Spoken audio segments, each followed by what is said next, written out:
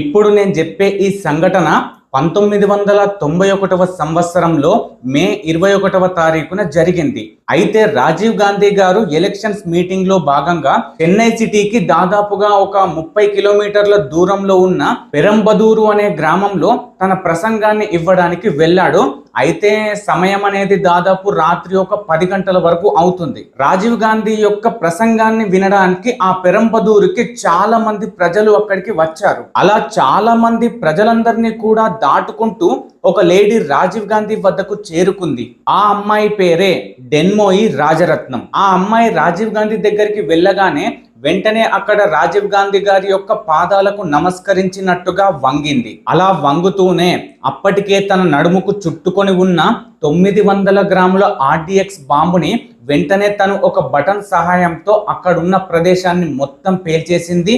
వెంటనే రాజీవ్ గాంధీతో సహా అక్కడ 60 మంది మనుషులు అక్కడికక్కడే ఆ బాంబు దాడిలో చనిపోయారు. అయితే రాజీవ్ గాంధీ గారిని చంపిన ఈ డెన్మోయి రాజరత్నం అనే అమ్మాయి అసలు ఎవరు? అసలు ఏ కారణం చేత రాజీవ్ గాంధీతో పాటు అంతమంది చనిపోవడానికి ఆమె కారణమయ్యింది? తాను చనిపోతాను అని తెలిసి కూడా అటువంటి RDX బాంబును తన నడుముకు చుట్టుకొని సొంతంగా తాను చనిపోయి ఎందుకని అంత బలంగా నిర్ణయాన్ని తీసుకుంది? అలాగే రాజీవ్ గాంధీ గారు చనిపోయిన ఇన్ని సంవత్సరాలకు కూడా ఆయన మిస్టరీ అనేది ఇంకా తెలియలేదు.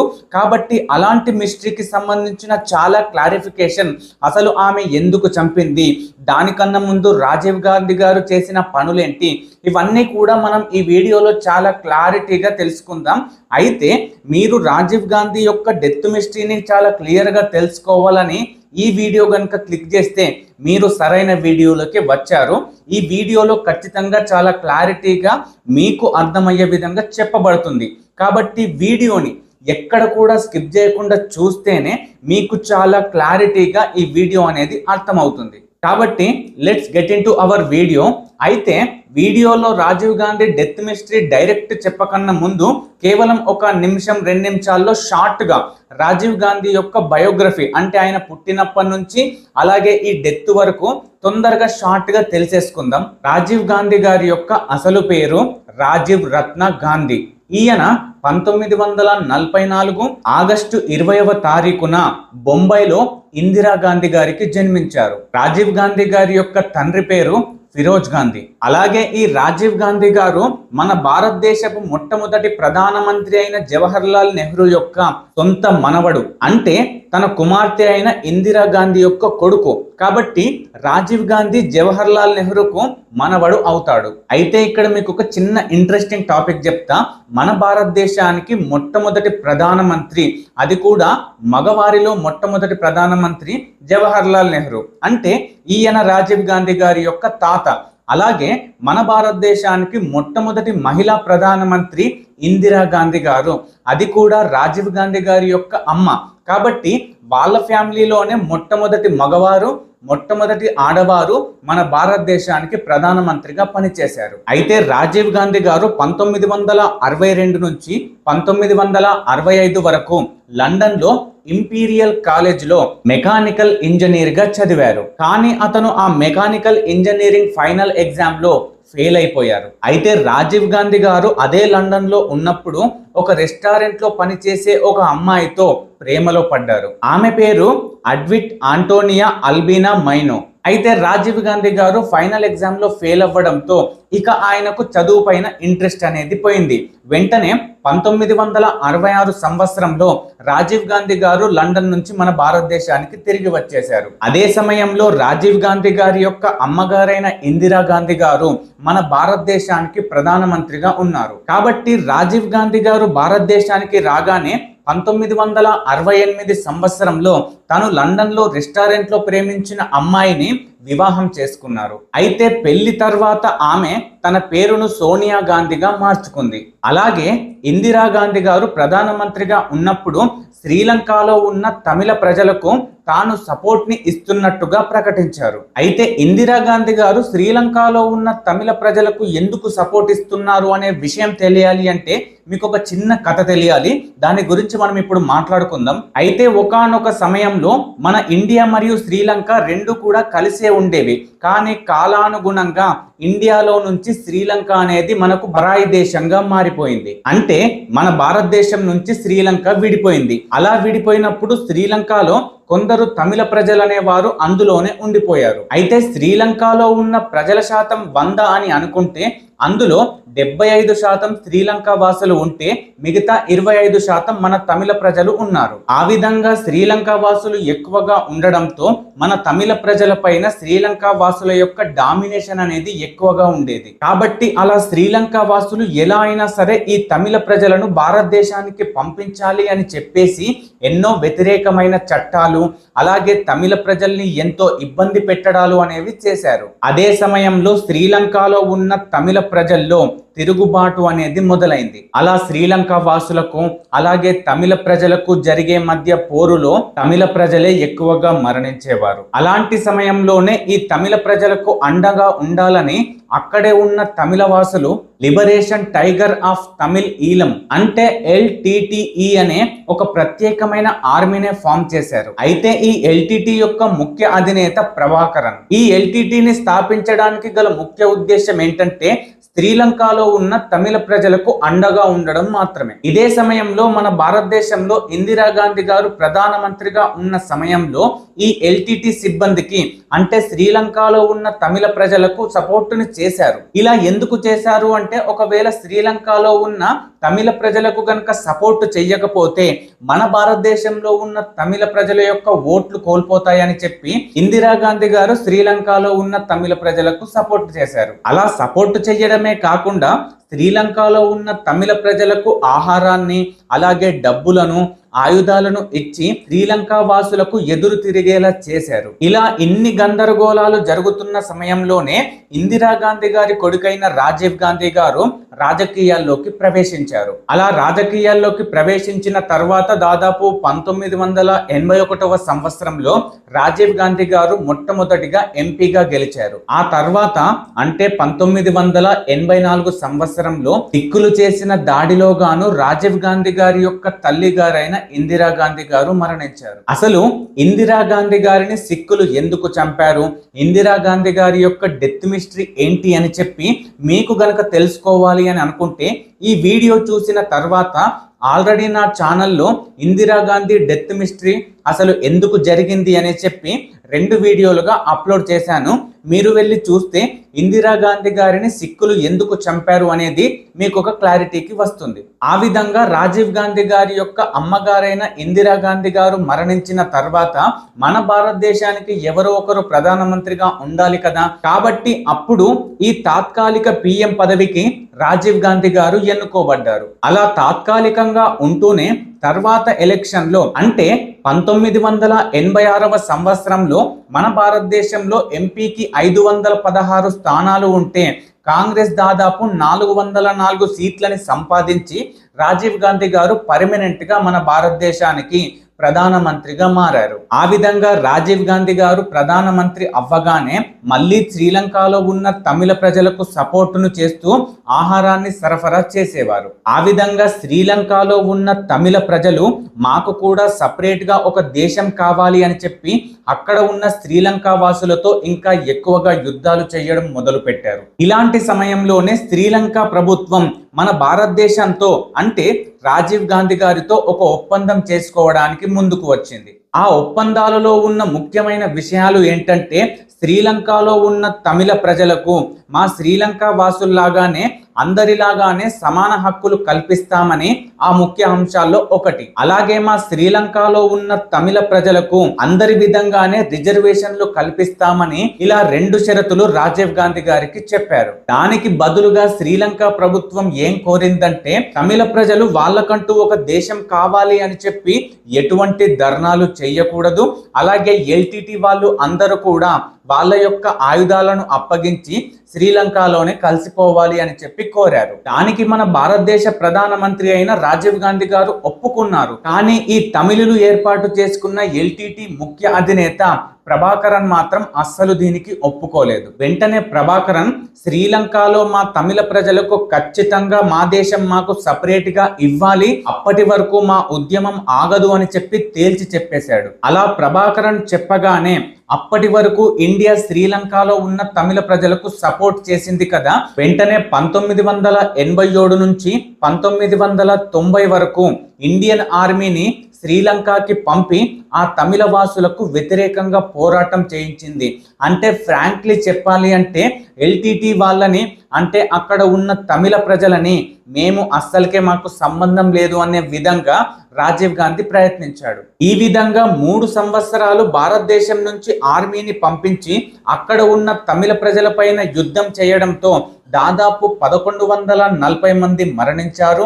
అలాగే మిగతా 2500 మందికి గాయాల పాలయ్యారు. సో అంతమంది చనిపోయి అన్ని గాయాలైనా సరే ఆ ఎల్టీటీ వాళ్ళు మా పోరు ఆగదు, మా పోరుని ఇలా సివిల్ వార్ ని కంటిన్యూ చేస్తామని చెప్పి అలాగే మొండిగా కూర్చున్నారు. అయితే 1989లో జరిగిన ఎలక్షన్ లో కాంగ్రెస్ అనేది దారుణంగా ఓడిపోయింది. కాంగ్రెస్ అనేది అంత చిత్తుగా ఎందుకు ఓడిపోయిందంటే మన ఇండియన్ ఆర్మీ కోసం ఆయుధాలు తయారు చేయడం కోసమని ఒక ఫారెన్ కంట్రీతో ఊఫర్ అనే కంపెనీతో ఒక ఒప్పందాన్ని కుదుర్చుకొని వాళ్ళకి ఇవ్వాల్సిన డబ్బులనేది ఇవ్వకుండా కాంగ్రెస్ నాయకులే దొబ్బి తిన్నారని ప్రజలందరికీ తెలిసింది. ఇలా ప్రజలందరికీ తెలియగానే అప్పుడు ఎలక్షన్ లో భాగంగా కాంగ్రెస్ కి ఓట్లు వేయకుండా జనరల్ అనే ఒక పార్టీకి ఓటు వేశారు. కానీ అలా వచ్చిన జనరల్ పార్టీ వారు కేవలం 2 సంవత్సరాల్లోనే విఫలమైపోయి వాళ్ళ యొక్క పదవిని విత్డ్రా చేసుకున్నారు. అలా ఎలక్షన్ లో నుండి తప్పించుకోగానే మళ్ళీ ఎలక్షన్లు కండక్ట్ చేయాల్సి వచ్చింది. అలాంటి సమయంలోనే మన రాజీవ్ గాంధీ గారు ఒక ఇంట్రెస్ట్ అయిన కామెంట్ చేశారు. ఒకవేళ నేను గనక మళ్ళీ ప్రధానమంత్రి అయితే శ్రీలంకలో జరిగే ఒక మారణ హోమాన్ని నేను నిర్మూలిస్తాను, మన ఆర్మీ ఫోర్స్ అంతా దింపి అక్కడ నేను కంట్రోల్ చేస్తాను అని చెప్పి అన్నారు. అదే విషయం ఎల్టీటీ యొక్క హెడ్ అధినేత అయిన ప్రభాకరన్ కి తెలిసింది. కాబట్టి రాజీవ్ గాంధీ గారు మళ్ళీ ప్రధానమంత్రిగా అయితే మాత్రం మన ఎల్టీటీని నిర్మూలించడానికి పీస్ కీపింగ్ అనే ఫోర్స్ ని పంపుతారని, ఒకవేళ అదే జరిగితే మన శ్రీలంకలో మనకంటూ ఒక కొత్త దేశం రాదని, అందుకోసమని రాజీవ్ గాంధీ గారిని చంపేయాలని చెప్పి ఈ ప్రభాకరన్ డిసైడ్ అయ్యాడు. అంతేకాకుండా రాజీవ్ గాంధీ గారిని చంపాలంటే అతను పిఎం కాకముందే చంపాలి. ఒకవేళ పిఎం అయితే గనక అతని యొక్క సెక్యూరిటీ అనేది ఇంకా విపరీతంగా పెరిగి మనం ఫ్యూచర్ లో అతన్ని అస్సలకే చంపలేము, అతను మన అంతు చూసేస్తాడని ప్రభాకరన్ నిర్ణయించుకున్నాడు. అనుకున్నట్టుగానే ప్రభాకరన్ ఈ ఎల్టీటీ టాస్క్ కి కావాల్సిన 5 వ్యక్తులను ఎంచుకున్నారు. అందులో 2 మగవాళ్ళు ఉన్నారు, 3 ఆడవాళ్ళు ఉన్నారు. ఆ 5లో ఉన్న 2 మగవాళ్ళు కూడా జర్నలిస్ట్ గా ఉన్నారు. మిగతా 3 ఆడవాళ్ళు అయిన నళిని, డెన్మోయి, రాజరత్నం అలాగే శుభ, వీళ్ళ 5 కలిపి ప్రభాకరన్ ఒక టీమ్ గా తయారు చేశాడు. ఈ 5 సభ్యులతో కలిసి శివకరణ అనే ఒక వ్యక్తితో ఆ రాజీవ్ గాంధీ గారిని ఎలా చంపాలో ప్లాన్ కూడా వేశాడు. ఆ ప్లాన్ లో భాగంగా వాళ్ళు ఏమేమనుకున్నారు అంటే రాజీవ్ గాంధీ గారిని కొబ్బరి బాంబులతో కొట్టి చంపాలని, లేకపోతే రాజీవ్ గాంధీ గారిని స్నైపర్ తో దాడి చేయాలని, అది కూడా కుదరకపోతే బాడీ బాంబుగా వెళ్ళి వాళ్ళకి వాళ్ళే ఆత్మహత్యగా మారి అక్కడ ఉన్న వాళ్ళని హత్య చేయాలని,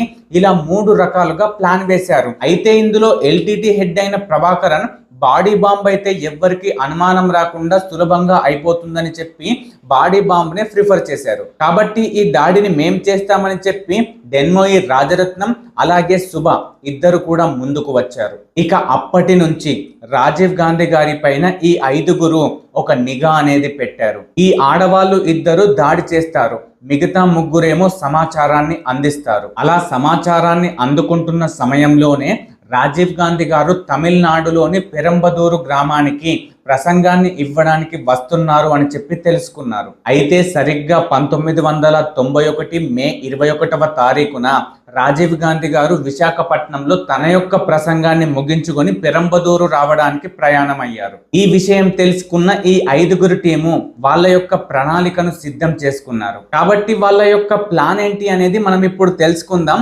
ఒక్కసారి ఇదంతా చాలా క్లారిటీగా వినండి, మీకు కూడా చాలా ఇంట్రెస్ట్ గా అనిపిస్తుంది. అయితే రాజీవ్ గాంధీ గారు ప్రసంగం ఇవ్వడానికి వచ్చినప్పుడు అక్కడికి లక్షలాది మంది ప్రజలు వస్తారు. కానీ రాజీవ్ గాంధీ గారిని కలవడానికి కేవలం ఒక 23 మంది ప్రజలకు మాత్రమే అవకాశం అనేది ఉంది. కాబట్టి ఈ 23 మంది పైన పోలీసుల యొక్క నిఘా అనేది చాలా బలంగా ఉంటుంది. కాబట్టి ఈ మొత్తం సభ అనేది డజెట్ డోస్ అనే ఒక కాంగ్రెస్ నాయకుడి యొక్క ఆధ్వర్యంలో జరుగుతుంది. అలాగే ఈ సభ మొత్తాన్ని 300 పోలీసులు వాళ్ళ ఆధ్వర్యంలో నిర్వహిస్తున్నారు. అదే సమయంలో ఈ 5గురు గ్రూపుగా ఉన్న 2 మగవాళ్ళు కూడా జర్నలిస్టుగా ఆ సభలోకి ఎంటర్ అయ్యారు. మిగతా 3 ఆడవాళ్ళు మాత్రం లోపటికి రాలేదు. ఎందుకంటే వాళ్ళు వచ్చేటప్పుడు గనక ఒకవేళ పోలీసులు గనక చెకింగ్ చేస్తే వాళ్ళకి దొరికిపోతాము అని చెప్పి రాలేదు. వెంటనే ఆ 3 ఆడవాళ్ళు ఇలా జర్నలిస్టుతో రాకుండా వాళ్ళు ఆడవాళ్ళ గుంపుల్లో కలిసిపోయారు. కానీ ఈ 3లో ఒకరైన డెన్మోయి రాజరత్నం మాత్రం మిగతా ఆ 2తో కలిసి వెళ్ళలేదు. ఎలా అయినా సరే రాజీవ్ గాంధీ గారిని చంపి టాస్క్ ని పూర్తి చేయాలని చెప్పి వెయిట్ చేస్తుంది. సో ఆ విధంగా అలా అమ్మాయి వెళ్ళగానే ఇక్కడ 2 మగవాళ్ళు జర్నలిస్ట్ గా అందులోకి ఎంటర్ అయ్యారు కదా, వాళ్ళిద్దరు కూడా ఇంకొంతమంది వాళ్ళ పక్కనే ఉన్న వాళ్ళని రెచ్చగొట్టి ఇక్కడ కేవలం 23 మందికే అవకాశం ఇవ్వకూడదు, మాకు కూడా రాజీవ్ గాంధీ గారిని కలిసే అవకాశం ఇవ్వండి అని చెప్పి అక్కడ కొద్దిగా గొడవ రకమైన గందరగోళమైన వాతావరణాన్ని సృష్టించారు. ఇలా గొడవ జరుగుతున్న సమయంలోనే ఈ డెన్మోయి రాజరత్నం ఆడవాళ్ళ యొక్క గుంపులో నుంచి ఈ 23 మంది ఉన్న గుంపులోకి వెళ్ళిపోతుంది. అదే సమయంలో రాజీవ్ గాంధీ గారు వస్తున్నారు అని తెలుసుకున్న పోలీసులు వెంటనే ఆ గందరగోళంలో ఉన్న అందరినీ కూడా కొట్టి అక్కడి నుంచి తరిమేశారు. సరిగ్గా అర్ధరాత్రి 10 గంటల సమయం అవుతుంది. అదే సమయంలో రాజీవ్ గాంధీ గారు ఆ సభలోకి ఎంటర్ అయ్యారు. అదే సమయంలో రాజీవ్ గాంధీ గారిని కలవాల్సిన ఆ 23 మంది కూడా ఆ రాజీవ్ గాంధీ గారిని పూలమాలతో సత్కరించాలని రాజీవ్ గాంధీ దగ్గరికి వెళ్తారు. అనుకున్నట్లుగానే రాజీవ్ గాంధీ దగ్గరికి ఆ 23 మంది వెళ్ళి అక్కడనే ఆగుతారు. అదే సమయంలో అక్కడే అనసూయ అనే ఒక ఇన్స్పెక్టర్ కూడా ఉంటుంది. ఆ ఇన్స్పెక్టర్ కి ఈ డెన్మోయి రాజరత్నం పైన అనుమానం వచ్చి డెన్మోయి రాజరత్నం ని రాజీవ్ గాంధీ దగ్గరికి వెళ్లకుండా ఆపుతుంది. ఇంకో పక్క అనసూయ, సార్ మీరు ఇక్కడే ఈ 23 మంది దగ్గరనే ఉండకూడదు, వెంటనే సభ దగ్గరికి వెళ్ళండి, లేకపోతే మీకు ప్రమాదం జరిగే అవకాశం ఉంది అని ఎంత చెప్పినా సరే రాజీవ్ గాంధీ ఆమె యొక్క మాటలను అస్సలు లెక్క చెయ్యడు. అంతేకాకుండా ఆ ఇన్స్పెక్టర్ ఆపేస్తున్న డెన్మోయి రాజరత్నం ని మీరు ముందుకు వదలండి, మీరు ఎందుకని ఎక్స్ట్రాల్ చేస్తున్నారో ఆమెను నాకు పంపించండి అని చెప్పి రాజీవ్ గాంధీ గారు ఆ ఇన్స్పెక్టర్ పైన కోప్పడతారు. రాజీవ్ గాంధీ గారు ఆ విధంగా ఆ ఇన్స్పెక్టర్ పైన కోప్పడగానే ఇదే అదనుగా భావించి వెంటనే డెన్మోయి రాజరత్నం రాజీవ్ గాంధీ దగ్గరికి చేరుకుంటుంది. వెంటనే ఆమె చేతిలో ఉన్న పూలమాలను రాజీవ్ గాంధీ గారి యొక్క మెడలో వేస్తుంది.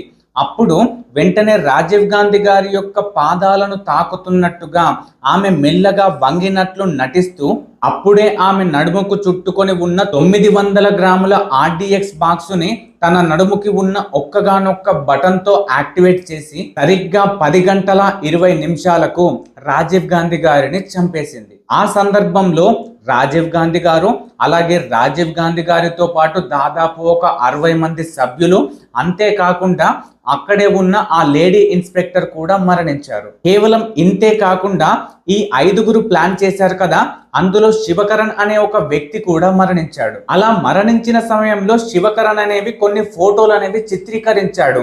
అయితే ఎంక్వైరీలో భాగంగా ఆ ఫోటోలు చూసిన తర్వాత ఇదంతా కేవలం ఒక ప్లాన్ ప్రకారంగానే జరిగింది అని చెప్పి తేల్చుకున్నారు. అంతేకాకుండా ఈ సిచ్యువేషన్ అంతా వెనకాల ఉండి నడిపించింది ఎల్టీటీ యొక్క అధినేత అయిన ప్రభాకరనే అని చెప్పి నిర్ధారించుకున్నారు. దాంతో ఎల్టీటీ పైన ఇండియన్ ఆర్మీ దాడి చేసి అక్కడ ఉన్న తమిళ ప్రజల్ని, ఈ ఎల్టీటీ సంస్థని మొత్తం కూడా నాశనం చేసేసింది. అలాగే ఈ ఎల్టీటీ అధినేత అయిన ప్రభాకరన్ ని, ఈ ప్రభాకరన్ కి సహకరించిన వారందరినీ కూడా ఇండియన్ ఆర్మీ మట్టు పెట్టింది. అయితే ఇలాంటి పరిస్థితి ఒకటి ఖచ్చితంగా వస్తుంది, మీరు చాలా జాగ్రత్తగా ఉండండి అని చెప్పి రాజీవ్ గాంధీ భార్య అయిన సోనియా గాంధీ గారు రాజీవ్ గాంధీ గారికి ఎన్నోసార్లు చెప్పారు. అయినా సరే రాజీవ్ గాంధీ గారు అస్సలు లెక్క చేయలేదు. అంతేకాకుండా ఎన్నో రకాలైన నిఘా వర్గాలు, అలాగే తమిళనాడు యొక్క గవర్నర్ మీరు అస్సలు కూడా తమిళనాడుకు రావద్దు, వస్తే మీ ప్రాణానికే ప్రమాదం అని చెప్పి ఎంత చెప్పినా సరే వీరి ఎవ్వరి మాట వినకుండా రాజీవ్ గాంధీ గారు స్వయంగా తన యొక్క చావును తనే కోరి తెచ్చుకున్నాడు. కాబట్టి ఈ విధంగా రాజీవ్ గాంధీ గారు కేవలం అతనికి 46 సంవత్సరాలు ఉన్నప్పుడే జీవితం అనేది ముగిసిపోయింది. కాబట్టి రాజీవ్ గాంధీ గారు ఎలా మరణించాడో ఒక 1 లైన్ లో చెప్తా. అతనికి సంబంధం లేని ఒక ఓటు బ్యాంకును, అంటే తమిళ ప్రజల యొక్క ఓటు బ్యాంకును కాపాడుకోవడం కోసం ఎల్టీటీ అనే సంస్థకు ఆహారాన్ని, ఆయుధాలని ఇచ్చి ఎంతో స్ట్రాంగ్ గా చేసి తిరిగి కొన్ని రోజులకు అదే ఎల్టీటీ సంస్థకు రాజీవ్ గాంధీ వ్యతిరేకంగా మారి వాళ్ళ చేతిలోనే మరణించాడు. కాబట్టి ఈ విధంగా రాజీవ్ గాంధీ గారి యొక్క కథ అనేది ముగిసిపోయింది. ఒకవేళ ఈ వీడియోలో కనుక మీకు ఈ నాలెడ్జ్ అనేది ఖచ్చితంగా మీ మైండ్ లోకి ఎక్కింది, మీకు వర్త్ అనిపిస్తే మాత్రమే ఈ వీడియోని ఒక ఇద్దరికి షేర్ చేయండి. అలాగే ఎలా ఉందో వీడియో కామెంట్ చేయడం మర్చిపోకండి. అంతేకాకుండా ఈ వీడియోకి ఒక లైక్ ఇచ్చేయండి.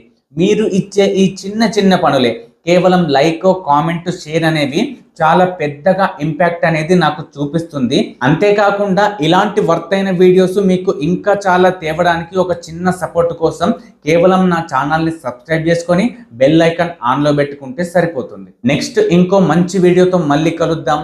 అంతవరకు బాయ్, మీ నవీన్ కోర్.